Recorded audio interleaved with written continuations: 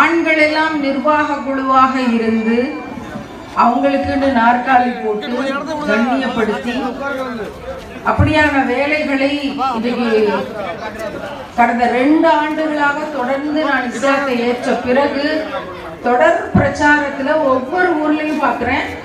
அது பெரிய வரவேற்புக்குரிய செய்தி.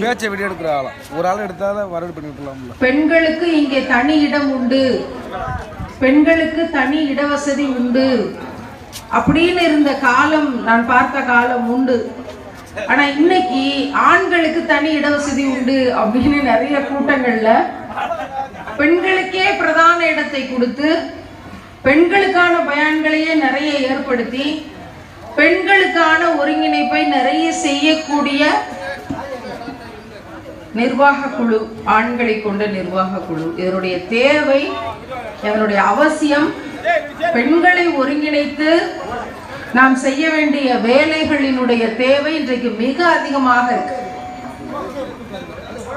இன்னைக்கு நம்ம எல்லாம் இவ்வளவு அழகா ஒன்று கூடி இருக்கிறோம்.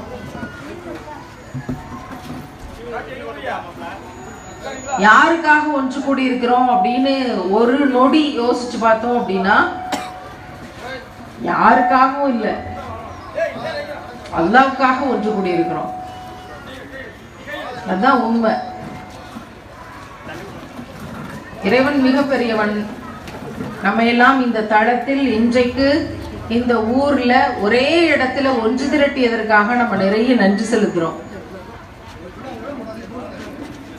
நாம் இன்றைக்கு இந்த ஊர்ல இந்த கூட்டத்துல ஒருங்கிணைந்து இருக்கக்கூடிய இதே நேரத்துல பலஸ்தீன் அப்படிங்கிற நாட்டுல பகுதியில அந்த ஊர்ல என்ன நடந்து கொண்டிருக்கிறது அப்படிங்கிறது யூடியூப் வழியாகவோ, மொபைல் வழியாகவோ, செய்தித்தாள் வழியாகவோ, டிவி சேனல் வழியாகவோ இஸ்ரேலுக்கும் பலஸ்தீனுக்கும் நடுவிலான போர், அதுல பலஸ்தீன் மக்களினுடைய நிலைமை,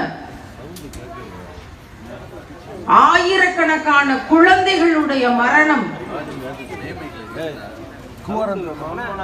அங்க இருக்க பிள்ளைங்க கிட்ட நீங்க எங்க நாட்டுக்கு வந்துடுறீங்களா, நாங்க கூட்டிட்டு போய் உங்களுக்கு படிக்க வைக்கிறோம், நல்ல சாப்பாடு தந்துடுறோம், நல்ல மதரசாக்கள்லாம் இங்க இருக்குது, நீங்க வந்துடுறீங்களான்னு கேட்கும் போது அந்த பிள்ளைகள் சொல்றாங்களாம், உங்க ஊருக்கு வந்தா எங்களுக்கு இதெல்லாம் கிடைச்சிரும், ஷஹாதத் கிடைக்குமா, ஷஹீதுங்கிற உயர்ந்த அந்தஸ்து கிடைக்குமா, அதனால நாங்க இந்த ஊர்ல இருக்கோம். ஒரு பையன் பாடம் கொடுக்கறான், ஆசிரியர் எங்க இருக்காங்கன்னா லண்டன்ல இருக்காங்க. லண்டன்ல இருந்து பலஸ்தீன்ல இருக்கக்கூடிய பிள்ளைங்களை தத்தெடுத்து ஆன்லைன் கிளாஸ் வழியாக மார்க்க கல்வியை கற்றுத் தருகிறார்கள். அப்படி ஆன்லைன் வழியா மார்க்க கல்வியை கற்றுக் கொடுக்கும் போது இந்த பையன் 1 நாள் 2 நாள் பாடம் கொடுக்கல. என்ன செய்தி அப்படின்னு கேட்கும் போது அந்த பையன் பதில் சொல்றான், சின்ன பையன், போன மாதம் என்னுடைய அப்பா ஷஹீத், இந்த வாரம் என்னுடைய அண்ணன் ஷஹீத், நான் 2 நாள் பாடம் கொடுக்கல, ஆனா மறுபடியும் நான் இன்னைக்கு பாடம் கொடுக்க வந்துட்டேன்னு சொல்லி நாளைக்கு அடுத்த வாரம் அந்த பையன் இருப்பானான்னு தெரியாது, ஆனால் நான் மரணிப்பதற்குள்ளாக நான் அல்லாஹ்வை சந்திக்க போகணுமே, அப்ப ஒவ்வொரு நாளும் அல்லாஹ்வுக்காக நான் என்ன செஞ்சேங்கிற விஷயத்தை நான் கணக்கு கொடுக்கணுமே, அதுக்காக நான் வந்து பாடம் கொடுக்கிறேன், நான் வந்து படிக்கிறேன் அப்படின்னு அந்த பையன் சொல்றான். நமக்கு இருக்கக்கூடிய கேள்வி, நம்மில் எத்தனை பேருக்கு இப்படி ஒரு ஈமான், நம்ம வீட்டு பிள்ளைங்களை மார்க்க கல்வி படிக்க வைக்கிறதுக்காக என்ன தியாகங்களை செய்து இந்த பிள்ளைகளை படிக்கிறதுக்கு அனுப்புறோம். ஸ்கூலுக்கு போயிட்டு வந்து படிக்கிறாங்க, அது சரியா இருக்குதா? இல்ல காலையிலும் சாயந்தரமும் படிக்க அனுப்புறோம், அப்படி மதரசாவுக்கோ மக்தபுகளுக்கோ அனுப்பக்கூடிய மார்க்க கல்வி படிக்கிறதுக்கான முக்கியத்துவத்தை நம்ம எந்த அளவுக்கு தர்றோம்?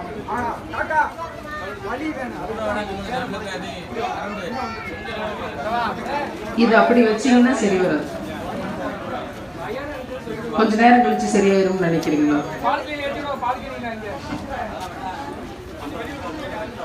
எந்த அளவுக்கு மார்க்க கல்விக்கு நம்ம முக்கியத்துவம் கொடுத்திருக்கிறோம்னு ஒரு சின்ன அகத்தாய்வு அவங்கவுங்க மனசுலயே செஞ்சு பார்த்துக்கலாம். நிஜமாவே ஸ்கூலுக்கு அனுப்புறதை விட அல்லாவையும் ரசூலையும் குர்ஆனுக்கான பொருளையும் தெரிஞ்சு அடுத்த தலைமுறை பிள்ளைகள் படிக்கணும் அப்படிங்கிறதுக்காக நம்ம வேலை செய்யறோமா இல்லையா? இந்த கேள்வியை நான் ஸ்ட்ரைட்டா எல்லார்கிட்டையும் கேட்கிறேன். எல்லார் வீட்லயும் பிள்ளைங்க இருக்கு, எல்லார் வீட்லயும் பிள்ளைங்க வளருது, எல்லாரும் ஸ்கூலுக்கு அனுப்புறோம். நீங்க ஸ்கூலுக்கு அனுப்புறதுக்கு அதிக மெனக்கெடல், அதிக செலவு, அதிக முக்கியத்துவம், அதிக பதட்டம், அதிக முன்னெச்சரிக்கை வேலைகள், அதிகமான பொறுப்பு, இதெல்லாம் ஸ்கூல் எஜுகேஷனுக்கு கொடுக்குறீங்களா இல்ல குர்ஆன் சார்ந்த கல்விக்காக இத கொடுக்குறீங்களா? நீங்க ஸ்கூலுக்கு போய் படிக்காதீங்கன்னு சொல்லல, கண்டிப்பா சொல்றேன். ஸ்கூலுக்கு போய் படிக்கணும், பிள்ளைகள்லாம் படிக்கணும். எல்லா துறைகளிலும் இஸ்லாமிய பிள்ளைகள் நாளைக்கு பெரிய அளவுல வளர்ந்து வரணும். நம்ம இறங்கிடுவோம், அவ்வளவுதான், நம்ம இறங்கிடுவோம், முடிஞ்சு. மார்க்க கல்விக்கு முக்கியத்துவம் இன்னைக்கு கொடுக்கப்படல அப்படின்னா நாளைக்கு என்ன நடக்கும் சொல்லட்டுமா? நம்ம மார்க்க கல்விக்கு மதரசால போய் பிள்ளைகளை படிக்க வைக்கிறதுக்கு குர்ஆன் சார்ந்த கல்வி, குர்ஆனுடைய விளக்கம், பொருள் இதெல்லாம் நம்ம பிள்ளைகளுக்கு சின்ன வயசுல இருந்து சொல்லி கொடுக்கல, அதுக்காக மெனக்கடல, பெற்றோர்கள் அதுல பெரிய பொறுப்புணர்வோட இல்ல அப்படின்னா நாளைக்கு இந்த சமூகம் என்ன ஆகும் தெரியுமா? நேற்றைக்கு இந்தியாவினுடைய உச்ச நீதிமன்றம் சுப்ரீம் கோர்ட்ல இருந்து ஒரு தீர்ப்பு வருது. என்ன தீர்ப்பு அப்படின்னா, ஆணும் ஆணும் காதலிச்சுக்கிட்டு கல்யாணம் பண்ணிக்கிறலாம், பெண்ணும் பெண்ணும் காதலிச்சு கல்யாணம் பண்ணிக்கிறலாம். இத்தனை நாள் நம்ம என்ன நினைச்சுக்கிட்டு இருந்தோம்? ஆம்பளையும் பொம்பளையும் தான் கல்யாணம் பண்ண முடியும் நினைச்சுக்கிட்டு இருந்தோம். ஆணும் ஆணும் காதலிப்பது, பெண்ணும் பெண்ணும் காதலிப்பது. இந்த நாட்டினுடைய அரசாங்கம் ஏற்கனவே நீங்க வாழ்ந்துக்கிறீங்க, அப்படி இருக்கக்கூடியவங்க ஒன்னா வாழ்ந்துக்கிறீங்கன்னு அனுமதி கொடுத்துருச்சு. இவங்க என்ன வழக்கு போட்டிருக்காங்கன்னா, எங்களுக்கு முறைப்படி கல்யாணம் செஞ்சு குடும்பமாக வாழ்ந்து எங்களுக்கு ஒரு ரேஷன் கார்டு கொடுத்து எங்களுக்கு இப்ப 1000 ரூபாய் பெண்களுக்கு எல்லாம் சலுகை தொகை கொடுக்கறாங்கன்னா எங்களுக்கும் அது மாதிரி சலுகை தொகை கொடுக்கறதுக்கு அரசாங்கம் எங்களுக்கு எல்லா வசதியும் செஞ்சு தரணும், எங்களுக்கு திருமணம் செஞ்சு கல்யாணம் பண்ணி வாழக்கூடிய ஒரு உரிமையை தரணும்னு கேக்குறாங்க. கேக்குறது யாரு? ஆணும் ஆணும், பெண்ணும் பெண்ணும். இது எங்கேயோ நடக்கிறது இல்ல. ஊர் முழுசும் குர்ஆன், ஊர் முழுசும் முஸ்லிம்கள், ஊர் முழுசும் எல்லா தெருவுக்கும் முஸ்லிம் பேர்கள், ஊரே முஸ்லிம் ஊரு தான். அந்த ஊர்ல இருந்து முஸ்லிம் ஸ்கூல்ல 12வது வரைக்கும் படிச்சு, முஸ்லிம் காலேஜ்ல படிச்சு, குர்ஆன் ஓதி முடிச்சு, அந்த பிள்ளை சென்னைக்கு வேலைக்கு போய் அங்க இன்னொரு பெண் பிள்ளை மேல ஈர்ப்பு வந்து ஓரின சேர்க்கை மாநாட்டுல அந்த பிள்ளை பேசுறா, என்னுடைய உணர்வுக்கு என்னுடைய மதம் தடையாக இருக்கும் என்றால் அப்படிப்பட்ட மதம் எனக்கு தேவையில்லை. யாரும் தெரியாதவங்க அறியாமையில போய் விழுந்து சீரழிஞ்சு போறதுங்கிறது வேற. எல்லாமே தெரிஞ்சு படிச்சதெல்லாம் ஸ்கூல் காலேஜ் எல்லாம் முஸ்லிம் காலேஜ் இன்ஸ்டிடியூஷன்ஸ் எல்லா கல்வியையும் பெற்றுக்கொண்டு நூத் நபியினுடைய சமூகத்தில் என்ன நடந்துச்சு? ஓரின சேர்க்கையாளர்கள் அல்லாஹ் என்ன செஞ்சான்? அப்படியே அந்த ஊரை பெயர்த்தெடுத்து தோசையை திருப்புற மாதிரி திருப்பி சுடு கற்களால விட்டெறிஞ்சு அந்த ஊரை அழிச்சு, அந்த ஊர் இருந்த இடத்துல இப்ப என்ன இருக்குன்னு சொல்லுங்க பாப்போம். அந்த ஊர் இருந்த இடத்துல இப்ப என்ன இருக்கு? என்னமா? சாக்கடல், டெட் சீ அப்படின்னு சொல்லக்கூடிய சாக்கடல் இருக்கு. ஏன் அதுக்கு டெட் சீன்னு பேரு? அங்க எந்த உயிர்களுமே வாழ முடியாது. ஒரு சின்ன உயிரினம் கூட அந்த கடல்ல வாழ முடியாது, அதனால அதுக்கு பேரு டெட் சீ. உயிர்கள் வாழ தகுதியற்ற இடம்னு ஓரின சேர்க்கையாளர்களை கண்டிச்சு அல்லாஹ் எவ்வளவு பெரிய தண்டனையை கொடுத்து ஒரு நபியினுடைய சமூகத்தின் வழியாக பெரிய படிப்பினை கொடுத்தான். ஆனா நம்ம வாழ்ந்துகிட்டு இருக்க இந்த இந்திய நாட்டுல ஆம்பளையும் ஆம்பளையும் காதலிச்சு கல்யாணம் செய்ய, பெண்ணும் பெண்ணும் காதலிச்சு கல்யாணம் செய்ய வழக்கு போட்டு அதுக்கு உச்சநீதிமன்றம் 6 பரிந்துரைகளை நேற்று கொடுத்திருக்கு. அழகிய முன்மாதிரி சேனல்ல இன்றைக்கு அதை ஒரு காணொலியாக நான் வெளியிட்டிருக்கிறேன். அவசியம் எல்லாரும் அதை பாருங்க, கேளுங்க. 6 பரிந்துரைகளே வெளியிட்டிருக்கு. ரொம்ப கேவலமான பரிந்துரைகள். இதெல்லாம் ஒண்ணு தப்பு கிடையாது அப்படின்னு மக்கள் மத்தியில போய் பிரச்சாரம் பண்ண சொல்லி சுப்ரீம் கோர்ட் சொல்லுது.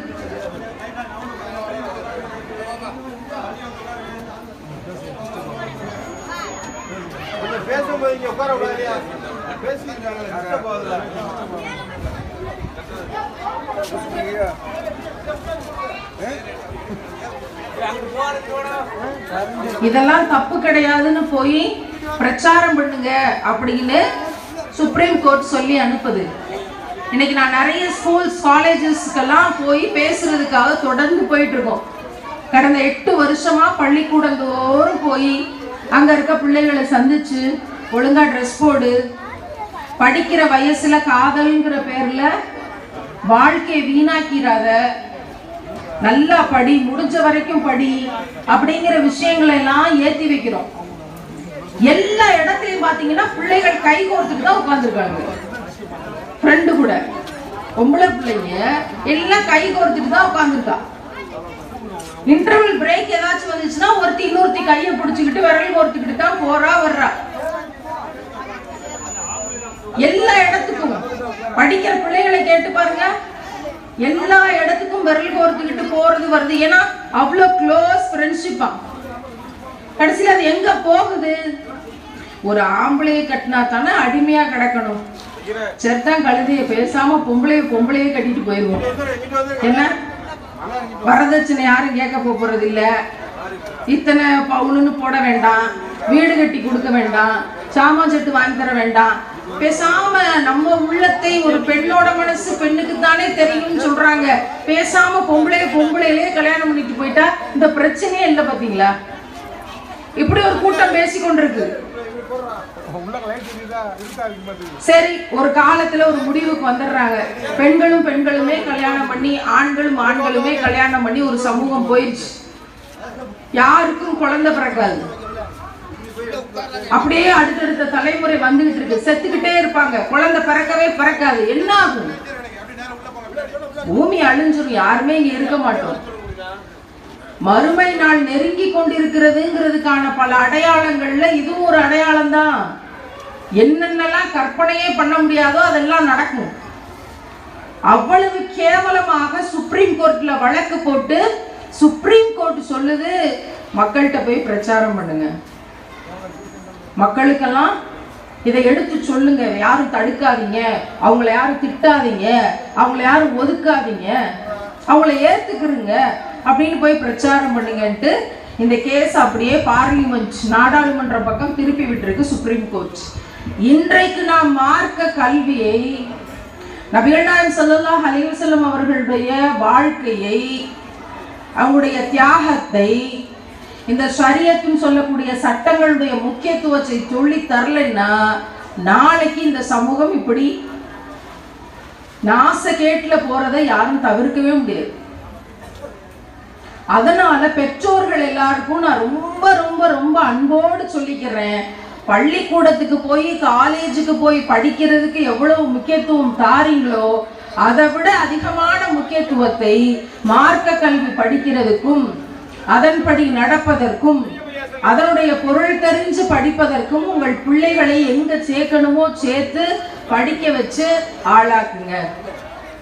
குறிப்பா பொம்பளை பிள்ளைங்க, குறிப்பா பெண் பிள்ளைகள். ஏன்னா இன்னைக்கு பெண் பிள்ளைகளினுடைய சமூகம் என்ன மோசமான நிலைமையில இருக்குன்னு நான் சொல்லி உங்களுக்கு தெரிய தேவையில்லை. வரதட்சணை கொடுமை இல்லாத ஊர் எங்கேயாவது இருக்குதா?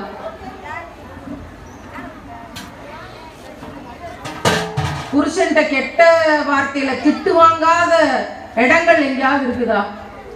ஏன்னா நான் எல்லா இடத்துலையும் போற ஊர்ல எல்லாம் கேட்கறது தான், பெண்களை எல்லாம் சந்திக்கும் போது கடைசியா உங்க வீட்டுக்காரரோட சேர்ந்து கைகோர்த்து வயிறு வலிக்க எப்ப சிரிச்சிங்க? அவர் அடிச்ச ஜோக்ல வயிறெல்லாம் வலிச்சு கண்ணுல இருந்து கண்ணி தண்ணி வந்து, போதுங்க நிப்பாட்டுங்க, இதுக்கு மேல என்னால சிரிக்கவே முடியல அப்படின்னு சொல்ற அளவுக்கு கடைசியா எப்ப சிரிச்சிங்க? உங்க மைண்ட்ல ஓட்டுங்க அப்படியே. ஏன்னா யாரெல்லாம் காலையில சிரிச்சது? மத்தியானம், சாயந்தரம், இப்ப நேத்து, முந்தா நேத்து. அட யாராவது இருந்தா கையை தூக்கி விடுங்க. என்ன சிரிக்கிறீங்க? பலகாலமாச்சா? என்ன பலகாலமாச்சு? இங்க இருந்து பரிதாபம். நான் சொல்றத கேட்டுதான் சிரிக்கிறாங்களோ? அம்மாடி, எப்படி இருக்குன்னு பாருங்க. கல்யாணம் பண்ணும்போது என்ன நினைப்போம்? டேய் அப்பா, நம்ம வாழ்க்கையில பெரிய வசந்தம் வரப்போகுது, நம்ம பெரிய சந்தோஷமான இடத்துக்குள்ள போறோம், நம்ம வாழ்க்கையே மாறிடுச்சு, ஹனிமூன் போறோம், அப்படியே ஐஸ் மலைகளை பார்த்து பாட்டை பாடிக்கிட்டு அப்படியே நம்ம வாழ்க்கை மாறப்போகுது அப்படின்ட்டு கல்யாணம் பண்ணி ஒருத்தர் பின்னாடி போறோம். அப்படிதானே? நான் என்ன கேட்டேன்? பெருசா எதையும் கேட்கல. அவரோட சேர்ந்து வயிறு வலிக்கிற மாதிரி எப்பங்க சிரிச்சிங்கன்னு கேட்டேன். நீங்க சிரிக்கிறதெல்லாம் பார்த்தா பொழப்பு சிரிப்பா சிரிக்குங்கிற மாதிரில இருக்கு. அப்படியெல்லாம் இல்லை. இங்க ஒருத்தராக சொல்றாங்களே. நான் எதுக்காக இதை கேட்கிறேன் அப்படின்னா, பெரும்பாலான இடங்கள்ல கணவனும் மனைவியும் சேர்ந்து உட்கார்ந்து பேசி சிரிக்கிறதே கிடையாது. பஞ்சாயத்து, டென்ஷன், சண்டை. உனக்கு என்ன தெரியும்? நீ வாய் மூடிட்டு நீ உள்ள போ, நான் பாத்துக்கிறேன். என்ன பலகாலமாச்சுன்னு ஒருத்தவங்க சொல்றாங்க பாத்தீங்களா? எனக்கு என்ன ஆறுதல்னா, பலகாலத்துக்கு முன்னாடியாச்சும் சிரிச்சிருக்காங்களே ஸ்ரீதேவி, எப்பயோ நடந்திருக்கு போல இருக்கு அப்படிங்கிற ஆறுதல். நபிகள் நாயகம் ஸல்லல்லாஹு அலைஹி வஸல்லம் அவங்க என்ன சொல்லி கொடுத்தாங்க? ஒரு ஏழை போய் எனக்கு சொர்க்கத்துக்கு போகணும்னு ஆசையா இருக்குது, என்கிட்ட காசு பணம் இல்லை, தர்மம் செஞ்சாதான் சொர்க்கத்துக்கு போக முடியுமாங்க, நான் என்ன செய்யறதுன்னு கேட்க, இப்ப ரசூல்லா சொன்னாங்களா, உனக்கு கல்யாணம் ஆயிடுச்சாப்பா? கல்யாணம் ஆயிடுச்சு. அப்போ உன்னுடைய அன்பு மனைவிக்கு தினமும் ஒரு வாய் அன்போடு ஊட்டி விடு. நல்லா கவனிக்கணும், அன்போட ஊட்டி விடு. அதுவே தர்ம கணக்காக்கிறோம். தர்ம கணக்கு சேர்ந்துச்சுன்னா நீ சொர்க்கத்துக்கு போயிடலாம். ஒரே சந்தோஷம் இருக்கு. இது என்ன பெரிய விஷயமா? தினம் போய் அன்போட ஊட்டி விடுவோம்னு போயிட்டார். இன்னைக்கு நைட்டு நீங்க எல்லாம் போங்க. அசருக்கே வச்சுட்டாங்க மீட்டிங். நைட்டுக்கு உங்களை டிஃபனுக்கு விட்டுருவோம். ஏன்னா இன்னைக்கு நைட்டு போங்க, சாப்பாடை நடுவில் வைங்க, எல்லாம் சுத்தி உக்காருங்க. உக்காந்துட்டு இந்த ஹதீஸை சொல்லுங்க. சொல்லிட்டு ஆண் மட்டும் வாயை திறந்து விடுங்க. ஏன்னா ஆண் வாயை தரங்க. என்ன சொல்லுவோம்? ஹதீஸையும் சொல்லிட்டோம். இப்ப என்ன சொல்லுவாருன்னு நினைக்கிறீங்க? அட என்னமா காலம் போன கடைசியில ஆண்கிட்டு. ஏங்க நான் என்ன எனக்காங்க கேக்குறேன், நீங்க சொர்க்கத்துக்கு போகணுங்கிறதுக்காக தான் நான் கேக்குறேன். எப்ப பிள்ளைங்க பக்கத்துல பிள்ளைகள் உட்கார்ந்து இருக்கலாம், அவங்களும் சிரிப்பாங்க. ஆளுக்கு ஒரு வாய் ஊட்டி விட்டுட்டு, மாத்தி மாத்தி ஒரு வாய் ஊட்டி விட்டுட்டு அல்ஹம்துலில்லாஹ்னு சொல்லிட்டு சாப்பிடுங்க. ஊட்டி விட மாட்டோம்னு சொல்லுவாங்கன்னா பாத்துக்கிறோம். அது பிறகு அவ்வளவு தைரியசாலியா, ஹதீஸ மீற அளவுக்கு தைரியசாலியா இருப்பாங்களா? அப்படியெல்லாம் இருக்க மாட்டாங்க. இப்படி வாய்ப்பு இல்லாம இருக்கேன்னா, நான் ஆண்களுடைய கூட்டத்துல தான் இந்த செய்தியெல்லாம் நிறைய பேசணும். நான் ஏன் பெண்களுடைய கூட்டத்துல இந்த செய்தியெல்லாம் நிறைய பேசுறோம்னா, ஒரு விஷயம் ரெகுலரா நடக்கணும்னா அது பெண்கள்கிட்ட தான் சொல்லி ஆகணும். தினமும் நைட்டு சாப்பிடுறதுக்கு முன்னாடி ஒரு பிராக்டிஸ தொடங்குங்களேன். அப்படி கணவன் ஒரு வாய் அன்போட ஊட்டி விட்டுட்டா சாப்பிடட்டுமே பிஸ்மில்லா அப்படின்னு ஊட்டி விட்டா எவ்வளவு அழகா இருக்கும். அழகா இருக்குமா இல்லையா? எவ்வளவு அழகா இருக்கும். பிள்ளைங்க பாப்பாங்க, நம்ம பாப்பாவும் அம்மாவும் எவ்வளவு சந்தோஷமா ஒண்ணா உட்கார்ந்து சாப்பிடுறாங்க. நம்மளுக்கு ஒரு வாய் ஊட்டி விட்டுறாங்க, நம்மளும் நம்ம அம்மாவுக்கு ஒரு வாய் ஊட்டி விடுவோம். இப்படி ஒரு பெண்மைக்கு முக்கியத்துவம் கொடுக்கிற, அந்த பெண்மையை மதிக்கிற, அந்த பெண்மையை சந்தோஷப்படுத்துகிற, அந்த பெண்ணை கண்ணியப்படுத்துகிற குடும்பத்துல எல்லா நன்மையுமே நடக்கும். ஆனா நிஜமாவே பெண்மையை கண்ணியப்படுத்துகிற நபிகள் காட்டிய பெண்ணியத்தின்படிதான் குடும்பங்கள்லாம் நடக்குதா அப்படின்னா, எல்லா ஊரிலும் கேட்ட கேள்வியே உங்க ஊர்லயும் கேக்குறேன். பொண்ணுக்கு கல்யாணம் பண்ணி கொடுக்கும் போது நகை போட்டு கல்யாணம் பண்ணி கொடுக்கலாமா கொடுக்க கூடாது? நல்ல கவனிக்கணும் கேள்விய. நம்ம பொண்ணுக்கு கல்யாணம் பண்ணி கொடுக்கிறோம், நம்ம பொண்ணுக்கு கல்யாணம் பண்ணி கொடுக்கும்போது நகை போட்டு கட்டி கொடுக்கலாமா, கட்டி கொடுக்க கூடாதா? என்னுடைய ஓபன் கொஸ்டின். என்னமா, நம்முடைய விருப்பம் இருந்தா கட்டி கொடுக்கலாம், இல்லைன்னா விட்டுறலாம். என்னமா, மகர் போட சொல்லி முடிச்சு கொடுக்கலாம். இங்க ஒரு அம்மா என்ன சொல்றாங்கன்னா, நம்முடைய விருப்பம். என்னமா, நம்முடைய விருப்பம் இருந்தா போட்டு கட்டுங்க, இல்லைன்னா விட்டுருங்க. இந்த பக்கம் என்ன சொல்றீங்க? நகை போட்டு கட்டி கொடுக்கலாமா, கட்டி கொடுக்க கூடாதா? போட்டு தான் கட்டி கொடுக்கணும். இங்க ஒரு அம்மா நியாயமா சொல்றாங்க, போட்டு தாங்க கட்டி கொடுக்கணும். கட்டி கொடுக்க கூடாது, ஆனா யாரும் ஏத்துக்கிறது இல்ல, அதனால போட வேண்டியதா இருக்கு. பின்னாடி போட்டு தான் கட்டணும்.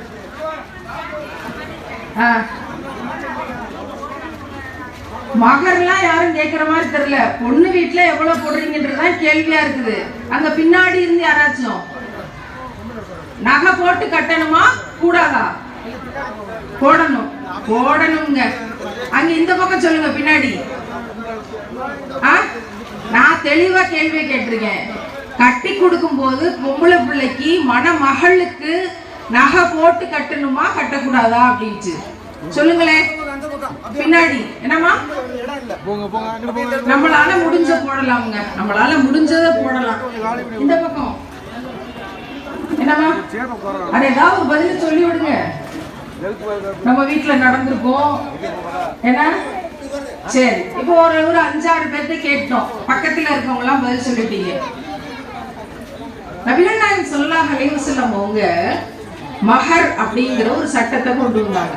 கல்யாணம் அப்படின்னா, ஒரு முஸ்லீமுக்கு நிக்கா நடக்குது அப்படின்னா இதுதான் ரூல்ஸ் அப்படின்னு சொல்லி ஒரு சட்டத்தை கொண்டு வந்தாங்க. அதுக்கு பேரு மஹர்.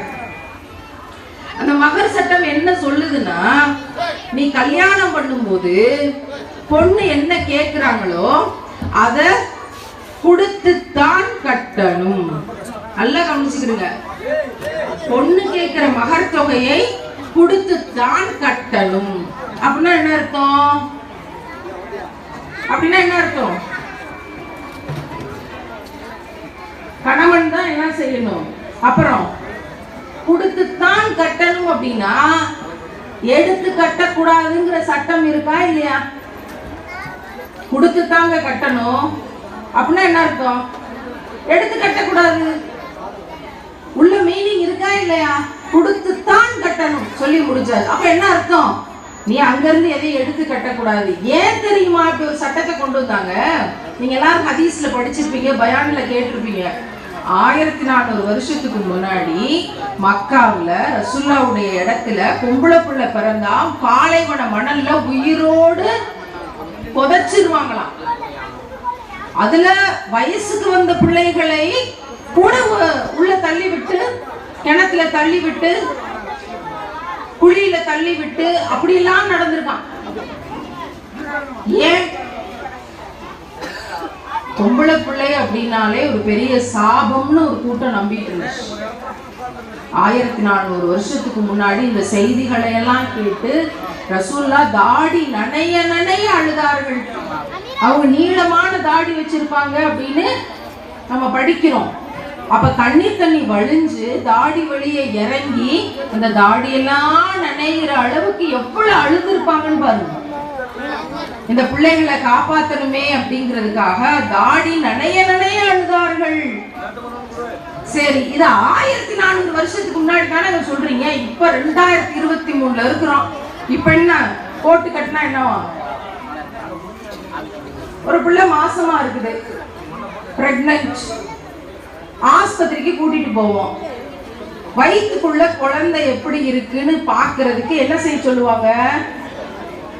என்ன செய்ய சொல்லுவாங்க? எல்லாரும் ஸ்கேன் பார்க்க சொல்லுவாங்க.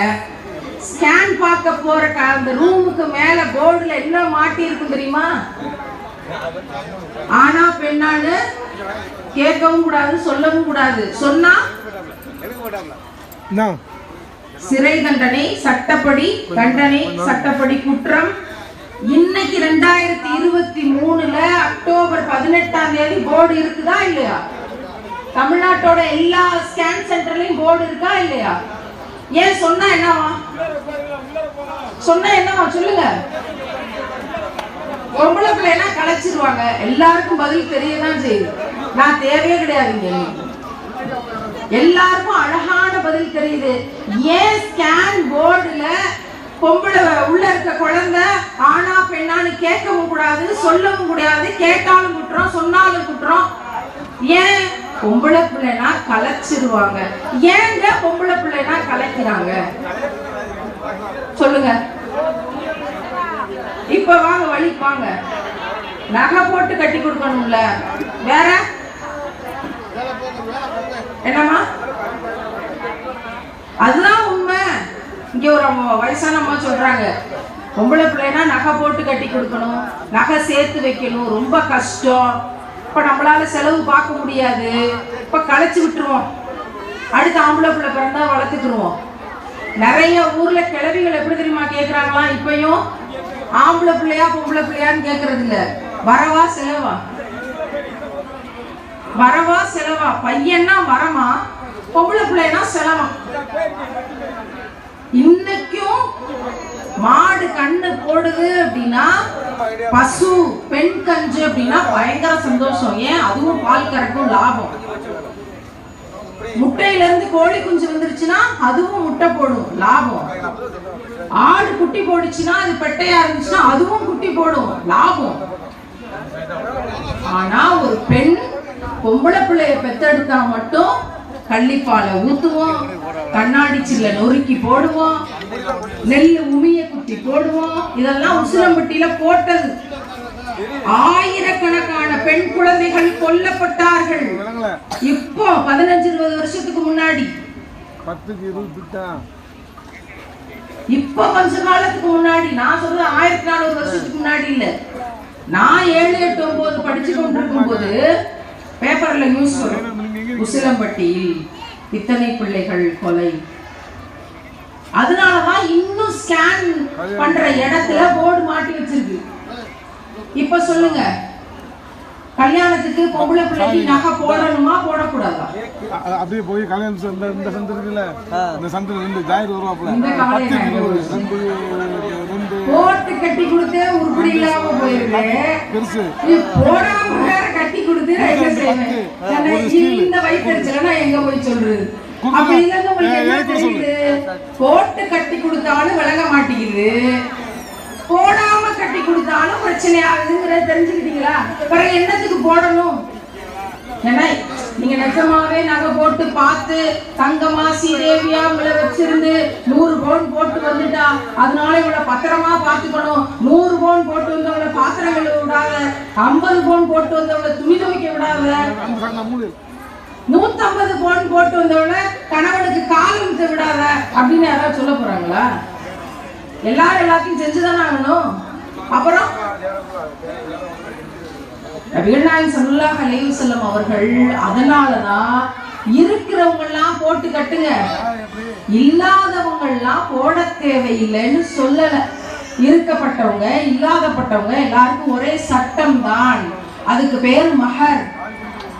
பையன் மணமகன் கொடுத்துதான் கட்டணுமே தவிர எடுத்து கட்டக்கூடாதுங்கிற சட்டத்தை கொண்டு வந்தாங்க. இப்ப இங்க நீங்க சொல்ற கருத்தெல்லாம் கேட்டோம்னா எல்லார் வீட்லயும் கொடுத்துதான் கட்டி இருக்கு போல இருக்கு. என்ன செய்யறது? மணி 5:50 ஆக போகுது. ஒரு அரை மணி நேரம் பிரேக் விடுவோம். எல்லாரும் வீட்டுக்கு போங்க, மகரிப் அங்கே தொழுதுருங்க. ஒரு 10 பவுன்ல மட்டும் வச்சுக்கிட்டு மிச்சத்தை இங்க கொண்டு வாங்க. என்னம்மா? எல்லாம் பேங்க்ல இருக்கான். சரி, இன்னைக்கு நைட் இங்கே தங்கிடுறேன், பயானம் முடிச்சிருவோம். பேங்க்ல இருந்து எடுத்துக்கிட்டு நாளைக்கு வாங்க. இங்க பாருங்க, இந்த கதைய லாக்கர்ல இல்ல, வட்டியில கிடக்கு. நான் என்ன 10 கோடி ரூபாய் கொடுத்து திருப்பி கொடுத்தா வாங்கிட்டு போக முடியும்? இந்த கதையை கேளுங்க. வட்டிங்கிற வார்த்தையே ஹராம். ஆமாவா இல்லையா? போச்சா? இப்ப நகை போடாம இருந்தா வட்டிக்காவது வைக்காம இருந்துக்கலாம். இப்ப வட்டிக்கும் வச்சாச்சு. இந்த பாவ கணக்குல வரக்கத்தே வந்து சேராதான். எந்த வீட்டுல வட்டி இருக்கோ அந்த வீட்டுக்கு இறைவன் இறக்குறது அப்படியே ஒரு சுவர் தடுத்துருமா, உள்ள இறங்கவே செய்யாமா. உள்ளதும் போச்சா, ஆண்டவனா கருணை கொண்டு கொஞ்சம் அருளை இறக்கி தந்திருப்பான், ஒவ்வொரு கஷ்டமா சரியா இருந்திருக்கும். வட்டிக்கு ஆமா ஆமா அவ்வளவு வட்டிக்கு விட்டு பெரிய கோடீஸ்வரங்களா இருக்காங்க போல பேரு. அதான சொல்றீங்க?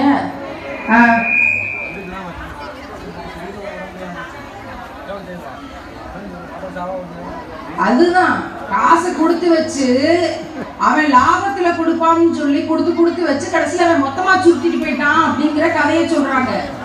எது எப்படி இருந்தாலும் ஏன்னா மகர் அப்படிங்கறத உடைக்கிற விஷயங்கள் ரசூலுல்லாஹ்வுக்கு ஏற்புடையதான்னு கேட்டா நிச்சயமாக இல்லை. இங்க இருக்க யாராவது சொல்ல முடியுமா நான் இந்த உலகத்துல நிரந்தரமா வாழ போறேன்?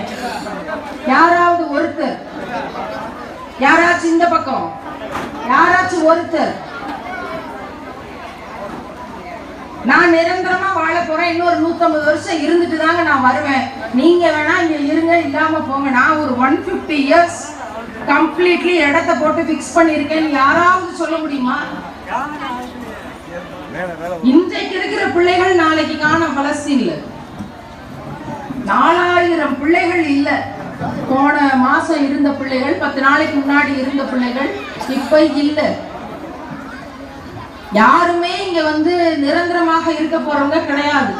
எல்லாருக்கும் கபர் என்ற ஒன்று உண்டு,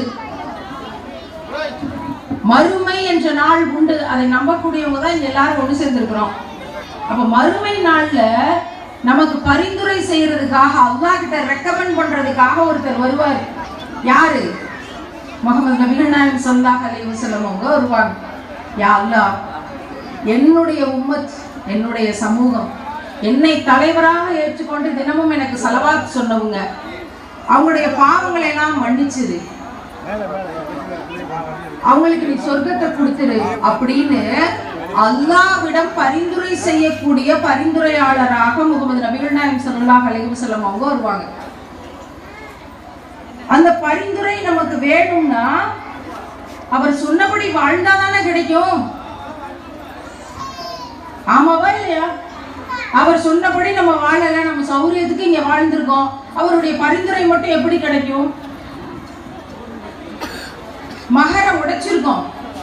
நம்ம ஊரு, நம்முடைய சமூகம், நம்முடைய குடும்ப சூழ்நிலைகள் ஏதோ ஒரு காரணத்துல மகர் அப்படிங்கிற விஷயத்தை நம்ம உடைச்சிருக்கிறோம்.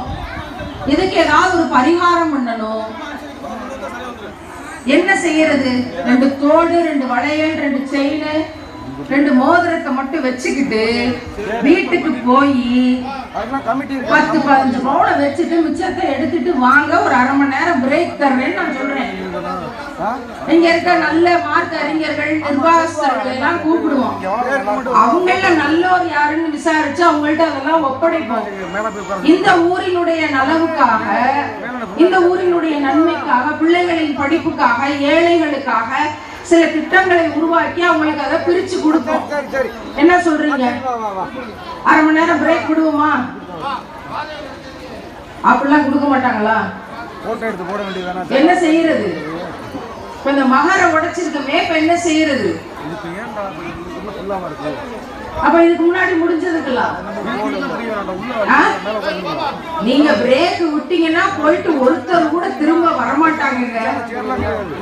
என்ன பிரேக் எல்லாம் விட்டோம்னா ஒருத்தர் கூட திரும்ப வரமாட்டாங்க. அதுக்கப்புறம் நாங்க கூட்டமே நடக்காது.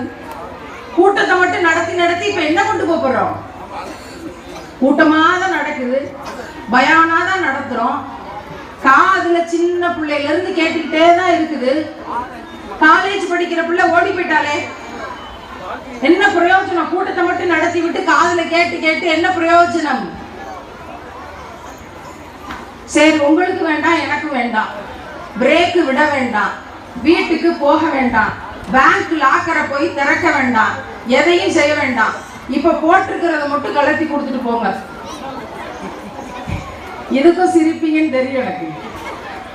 ஏன்னா உங்களுக்கு வேணாம், எங்களுக்கு வேணாம், ஏதாவது ஒரு நன்மையின் முடிவுக்கு வருவோமே. அப்படி ஈமான் யாருக்கு இல்ல.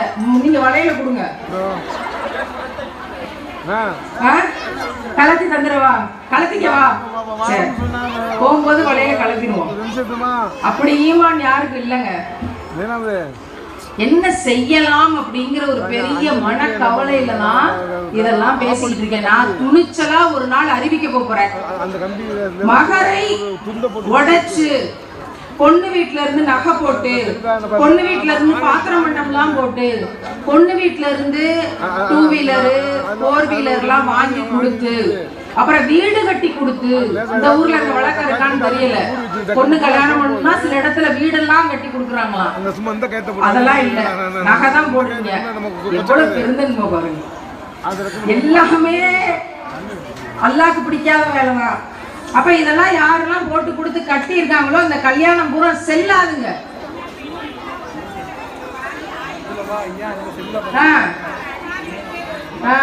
மகர் எவ்வளவு?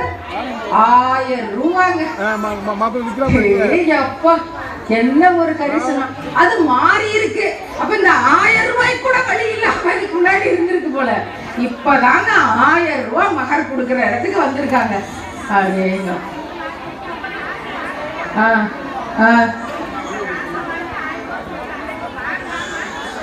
முதல்ல காசு வாங்கி 1 லட்சம் ரூபாய் காசு வாங்கிட்டு 1000 ரூபாய் கொடுத்தாங்களாம். இப்ப காசு வாங்காம 1000 ரூபாய் கொடுக்குறாங்களாம். நகை போடுறாங்க. நியத்து வைங்க.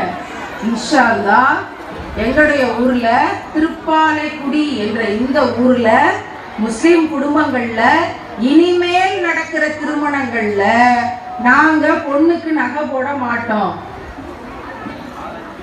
2 தோடு, 2 செயின், 2 வளையல், 2 மோதிரம் போடுறதுக்கு 10-12 பவுன் போதும். அந்த 10 பவுனுக்கு போட்டு அனுப்பிச்சு விடுங்க. போதும். முடிச்சிருவோமா? 6 மணியோட முடிச்சிருவோம். திருப்பி பிரேக் பிறகா? நிஜமாவே பிரேக் தான். பாருங்க எவ்வளவு தெளிவு பெரியமா இருக்கு. மகரிப் தொழுகைக்கு நீங்க பேசாம வீட்டுக்கு போயிட்டு வருவாங்கன்னு கணக்கிலும் கட்டிட்டு இருக்காதீங்க. பிரேக் தொழுகைக்கு அப்படின்னு சொல்றாங்க. இன்ஷா அல்லாஹ் இனி வருகிற திருமணங்கள்ல நாங்க மகர் படிதான் திருமணம் செய்வோம். அப்படி நாங்க ஏதாவது பிள்ளைக்கு நகைக வச்சிருந்தோம்னா ஸ்டாக்ல வைங்க. 2 வருஷம் நல்லா வாழ்றாங்களா, 3 வருஷம் நல்லா வாழ்றாங்களான்னு பாருங்க. பார்த்து பொறுத்துக்கிறது தேவைப்படும் போது பிள்ளைக்கு கொடுங்க. என்ன அவசரம்? கல்யாணத்தின் பொருட்டு நகையை போடாதீங்க. இருக்கப்பட்டவங்க நகை போட்டா என்ன ஆகுது? இல்லாதப்பட்டவனும் நகை போடணும்னு ஆகுதா இல்லையா? அவங்க தலையில அது எழுதப்படாத சட்டமாக மாறுதா இல்லையா? இதை உடைக்கிறது யார் கையில இருக்குன்னா இங்க இருக்க பெண்கள் கையில தான் இருக்கு. ஏன்னு கேளுங்க. நம்ம தானே மாமியாரு. மாமியார் நம்ம தானே.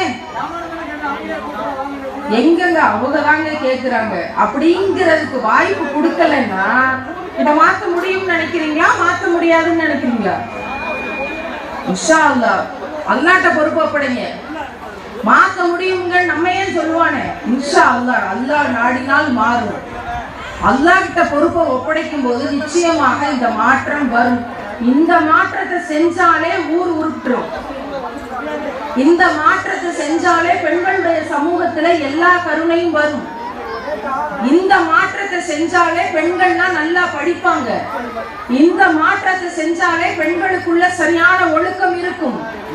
அப்படி ஒழுக்கம் உள்ள நல்ல படிச்ச நல்ல கல்வியோட இருக்க பெண்கள் நாளைக்கு அம்மாவா மாறும்போது வயிற்றுல பிள்ளையை சுமந்து வரும்போது பிள்ளை எப்படி வளர்ப்பா? மிக தெளிவாக மார்க்க கல்வியோடு சிறந்த அறிவாற்றலோடு அடுத்த தலைமுறைக்கு நல்ல பிள்ளையை வளர்த்து கொடுப்பா.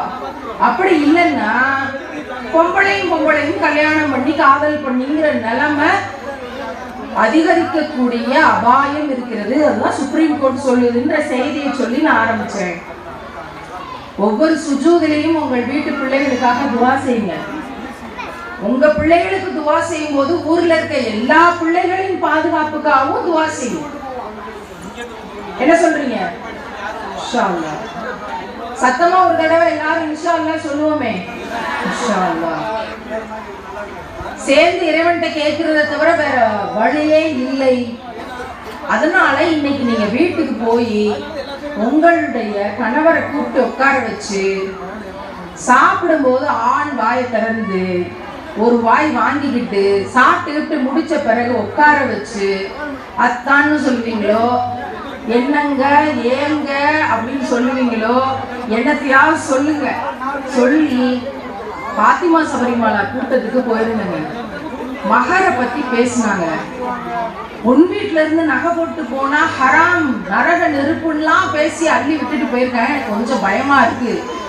எங்க அம்மா அப்பாவுக்கு போன் போட்டு தர்றேன், வாங்கின நகையெல்லாம் கடனாத்தான் வாங்கி இருந்தேன், நாளைக்கு திருப்பி கொடுத்துறேன்னு ஒரு வார்த்தையை மட்டும் சொல்லி விடுங்க அப்படின்னு சொல்லுங்க. என்ன சொல்லுவாங்க? என்ன எல்லாம் சிரிக்கிறீங்க? சரின்னு சொல்லிடுவாங்க. எத்தனை பேர் வீட்டுல சரின்னு சொல்லுவாங்க? லேசா கை தூக்குங்க பார்ப்போம். எங்க வீட்டுல எல்லாம் சரின்னு சொல்லிடுவாங்க. 1 2 3 4 5 6 7 8 12 15 16 17 18 19 20 21 மா கணக்கிடுமா. அந்த 21 பேர் யாருன்னு பாரு. இப்ப முடிச்ச உடனே 21 வீட்டு வரைக்கும் போறோம். அவங்க வீட்டுக்காரரை பார்த்து என்ன ஏதுன்னு விசாரிச்சுட்டு தான் நம்ம ஊருக்கு போகணும். என்ன சொல்றீங்க? தைரியமா கையை தூக்கிட்டீங்க. அல்லாஹ் பார்த்துட்டு இருக்கிறான். வீட்டுல போய் சொல்லுங்க, 25 பேரும் என் போன் நம்பரை வாங்கிக்கிறங்க. அப்படி திருப்பி கொடுத்துட்டாருனாக்கும் எனக்கு தயவு செய்து உடனே அவசர செய்தியா போன் எடுத்து சொல்லுங்க, நீங்க சொன்னதை சொன்னேன், நகையை திருப்பி கொடுக்க சொல்லிட்டாரு, நாங்க திருப்பி கொடுத்துட்டோம் அப்படின்னு சொல்லுங்க. உலக அற்புதங்கள்ல இது 8வது அதிசயமா மாறும். என்ன அப்படி நடந்துச்சுன்னா சொல்லுங்க, நாங்க அதை உலகத்துக்கே சிறப்பு செய்தியாக நம்ம பதிவு பண்ற வேலையை பார்ப்போம். ஏன்னா அவ்வளவு பதட்டம் நிறைந்த வரதட்சணை சமூகமாக சமூகத்துக்குள்ள போய்கிட்டு இருக்கு. எவ்வளவு பெண்களுக்கு கல்யாணம் ஆக மாட்டேங்குது தெரியுமா? மாப்பிள்ளை கிடைக்க மாட்டேங்குது தெரியுமா? அப்ப இந்த 25 பேரும் யாருன்னு ரெக்கார்ட் விடாமா? ரெக்கார்ட் பண்ணிட்டீங்களா? பண்ணிருங்க. ஏன்னா கை தூக்கினவங்க 25 பேரும் அநேகமா ரெக்கார்ட் சுத்தி கேமரா தான் இருக்குது. 25 பேரும் என் போன் நம்பரை வாங்கிட்டு போய் தகவல் சொல்றீங்க. என்ன சொல்றீங்க? இன்ஷா அல்லாஹ். அப்ப மத்தவங்கலாம் கை தூக்காத மத்தவங்கலாம் அம்மா வீட்டுல நகை போடலைன்னா பிரச்சனையே இல்லைங்க. நகை போட்டு உங்க வீட்டுக்காரர் நல்லவர், உங்களுக்கு எத்தனை வளையல் வாங்கி கொடுத்துருக்காரு பாத்தீங்களா? ஏன்னா இந்த கையில ஒரு 12 அந்த கையில ஒரு 12 மாதிரி தெரியுது. இங்க இருந்து பார்க்க போகும்போது அவங்க வீட்டுக்காரர் வாங்கி கொடுத்துருப்பாரு போல. அவங்க அம்மா வீட்டுல நகையே போடலையா, கவலையே இல்ல, சந்தோஷம், பெரிய பரக்கத்து. வீட்டுக்காரர் சம்பாரிச்சு போட்டு மகனோ சம்பாரிச்சு தாய்க்கு என்னென்ன வாங்கி தரணுமோ எல்லாம் வாங்கி தந்தா ரொம்ப சந்தோஷம் தான். கல்யாணத்தின் பொருட்டு போடாதீங்கன்றதா செய்தி. இருக்கப்பட்டவங்க கல்யாணத்தின் பொருட்டு போட்டா இல்லாதப்பட்டவன் என்ன செய்வான்? இதான் கேள்வி. அப்ப இதை மாற்ற வேண்டிய கடமை நமக்கு இருக்கிறது. இப்ப அந்த மதரசால 150 பிள்ளைங்க படிக்கிறாங்கன்னு கேள்விப்பட்டேன். யாருமா 150 பிள்ளைங்க உள்ள இருக்காங்களோ? இந்த 150 பிள்ளைகள் வெளியே இருக்கீங்களோ? கை தூக்கா பார்ப்போம். பிள்ளையும் இருக்காங்க, வெளியும் இருக்காங்க. ரைட், கை கீழே போட்டுக்கோங்க. இந்த பிள்ளைகளுக்கெல்லாம் மகரை பற்றி தெளிவாக எடுத்து சொல்லுங்க. உஸ்தாதுகளுக்கு சொல்லிக் கொடுக்க வேண்டிய செய்தி. இனி உஸ்தாது வீட்டுல கேட்கணும் எவ்வளவு நகை போட்டாங்க அப்படின்னு. என்ன செய்யறது? இந்த மாதிரி பல மதரசாக்கள் ஊர்ல இருக்கு. எல்லாரும் ஒருங்கிணைந்து இந்த மகருக்காக வேலை செய்யும் போது ஒரு சிறப்பான மாற்றத்தை கொண்டு வர முடியும். இந்த சிறப்பான மாற்றம் வரும்போது சிறந்த பரக்கத்தை ஒவ்வொரு வீட்டுக்குள்ளேயும் வரும். ஒவ்வொரு கஷ்டமா அல்லாஹ் சரி செய்வான். ஏன்? அல்லாஹ்வுக்காக நான் மாத்திருக்கேன், ரசூலுல்லாஹ்வுக்காக சொன்ன விஷயங்களுக்காக நான் வலிமையா நின்றுக்கிறேன், போராடி இருக்கிறேன். எல்லா அம்மாக்களும் சேர்ந்து மகர்படிதான் கட்டுவோம்னு முடிவு பண்ணிட்டா என்ன செய்ய முடியும்? ஏதாவது மாற்ற முடியுமா? எதுவும் மாற்ற முடியாது. 1000 ரூபாய் மகர்.